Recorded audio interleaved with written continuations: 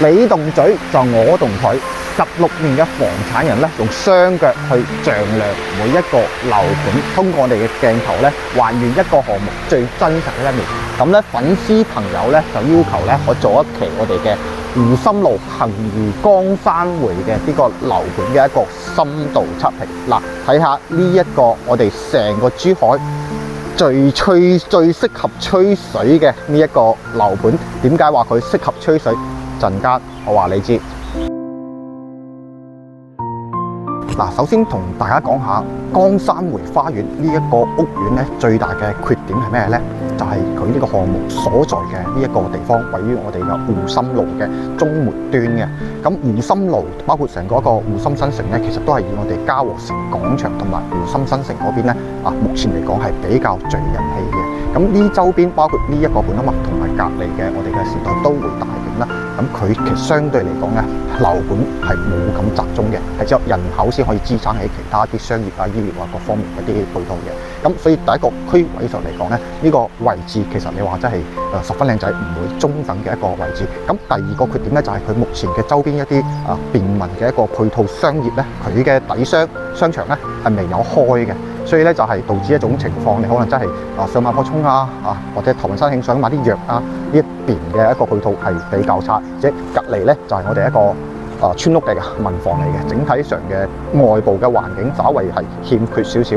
咁仲有咧就係佢嘅教育上邊咧，目前咧佢雖然係金茂中學但係咧唔太穩定嘅呢樣嘢，而且離得係比較遠。咁佢周邊嘅一個白藤嘅中小學咧就質素就係呢個區嚟講就叫做麻麻地。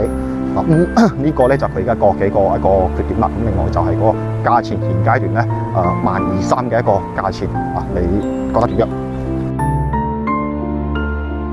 嗱，屋企嘅門口咧就有我哋嘅公交嘅巴士站噶啦。咁K 字頭嘅快線咧係唔停嘅，但係如果話我哋去盤北嗰邊咧係有我哋嘅 T11一路啦，1、2、3、4個站咧就可以翻到屋企門口啦，12蚊嘅一個單程島。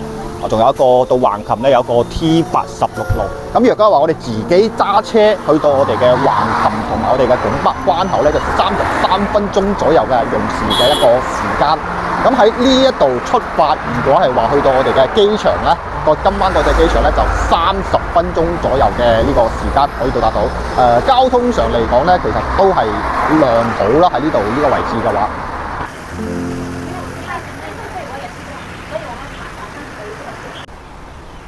嗱，春賞百花，秋賞月，睇下呢一個46萬平方嘅東南亞風情嘅園林設計感覺如何？咁呢一邊咧，就早期嘅一個建築入住率都尚可以，外牆用嘅係我呢個細塊嘅一個方塊嘅瓷磚，其實係都比較襟老嘅。因為咧，從16年開始嘅呢一個小區，咁你到依家咁嘅樣咧，都仲算係比較新淨嘅，比較襟老嘅呢一個瓷磚嘅一個設計嘅風格。咁對物業咧，呢一度咧係萬科瑞物業2.6蚊嘅一個物業管理費。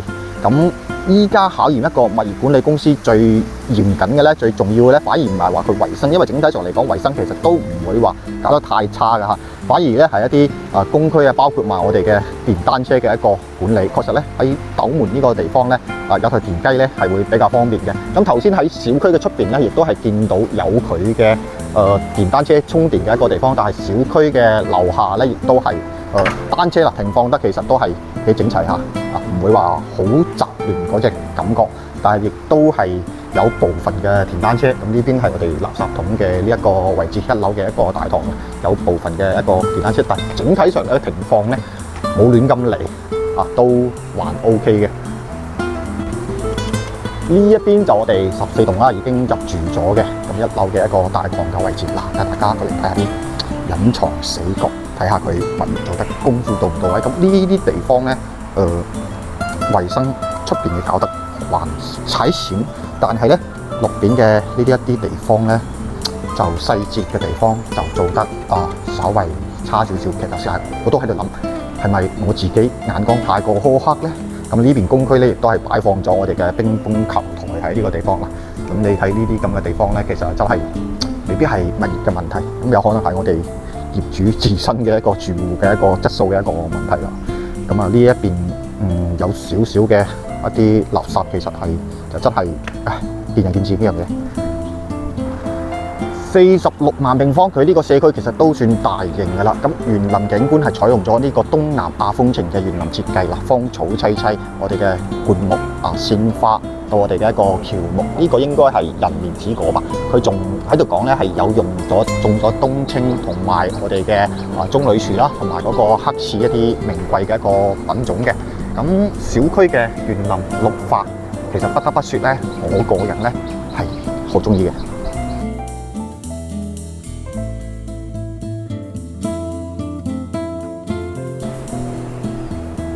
嗱，睇翻嚟，點解話佢水最多、最適合吹水嘅一個地方？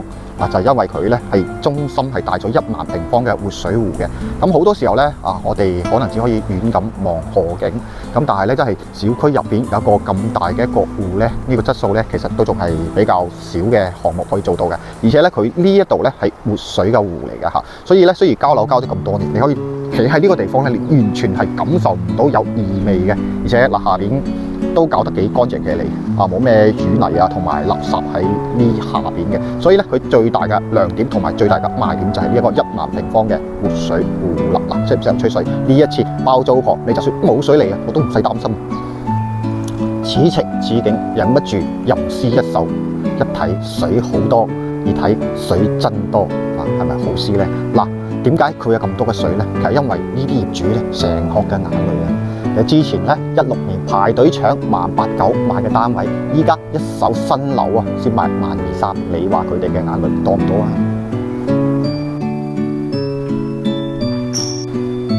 咁呢個咧就地下嘅停車場，咁下邊咧係水泥地，冇用到我哋嘅地平七。咁車位嘅配比咧係1:1.07，係每戶都有。咁車位咧現階段咧係未有賣嘅。咁出租嘅話咧係300蚊一個月。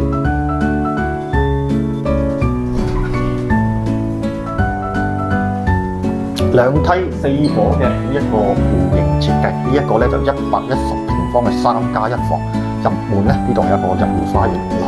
睇下呢一個景色，呢個 view 流口水先。嗱，南北對流嘅，點解佢98同埋110嘅單位賣得係比較好咧？